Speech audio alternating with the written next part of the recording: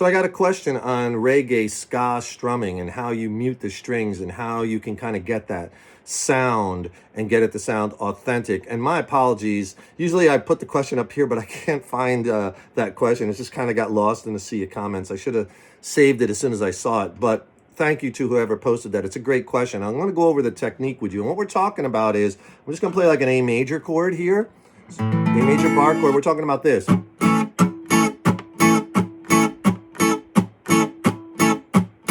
Okay, that kind of sound. And if I move it around a little bit,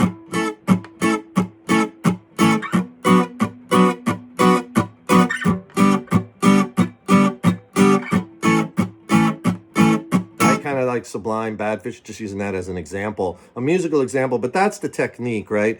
And it has a couple, 3-4 things that you really have to get good at in order to get that sound. So let's go over them. And don't forget, please like and follow. That really helps me to keep the content coming. And visit the link on my profile page that takes you to my link tree. And there you can get to lots of my song lessons on my YouTube channels, my tip jar if you want to help support the channel, and lots of other fun free content. So be sure and check that out. The biggest thing to understand with this reggae ska style is you're accenting a different beat than you are like in rock music, when like you're accenting the 2 and the 4. In this ska reggae style, you have to accent the offbeat. And when I say accent, that's what I mean, that stroke.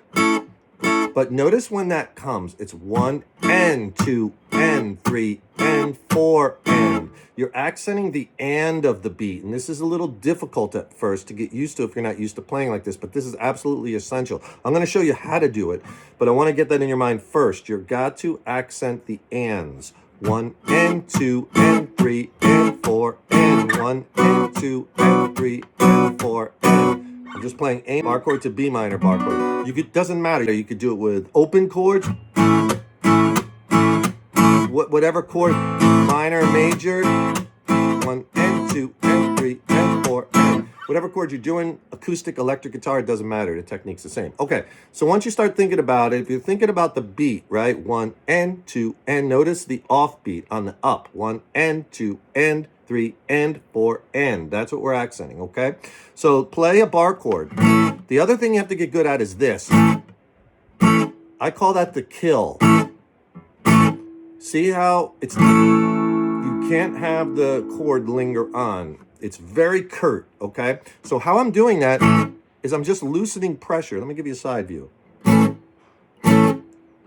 See, pressure's on. You hear the chord, pressure off. I'm still voicing or fingering the chord. You can see the strings. I'm just coming off pressure.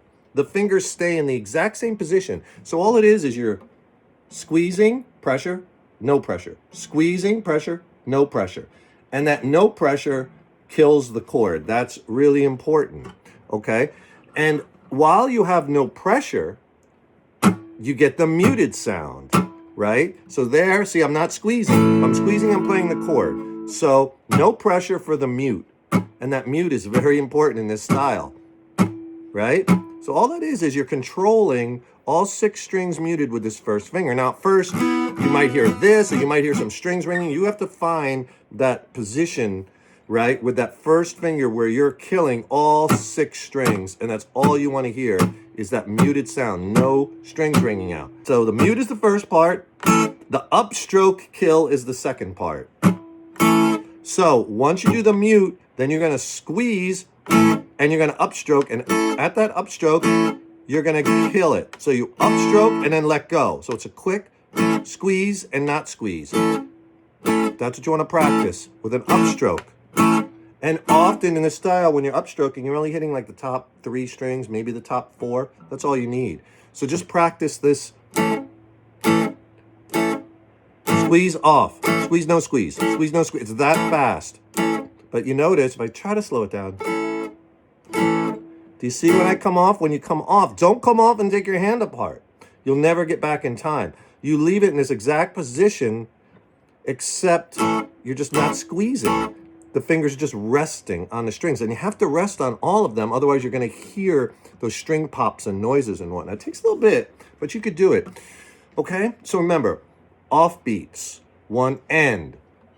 So 1, you come down with the mute. I'm not squeezing. 1, and then the and, you come up, voice the chord, you know, squeeze it and then let go.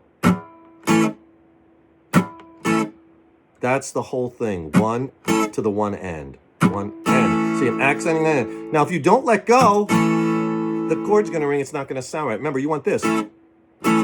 If I just do that, like 1 and 2 and 3 and 4, and sometimes you don't even have to hit the first one down, right? If you're playing with a band with a lot of instrumentation, you might, a lot of guys are just kind of,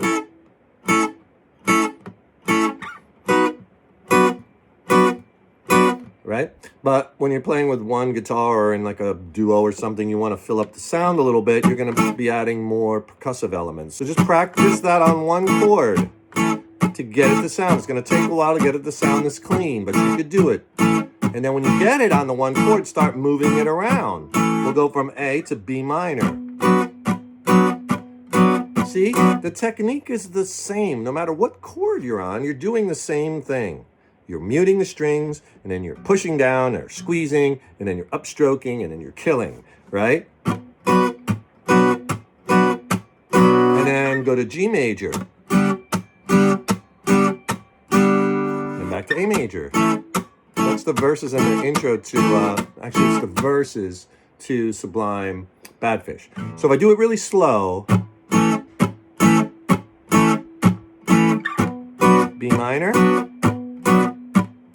G, and then back to A. Kind of doesn't have that groove, but that's okay because you're practicing it. And then you build up the speed, and then you put the groove in there.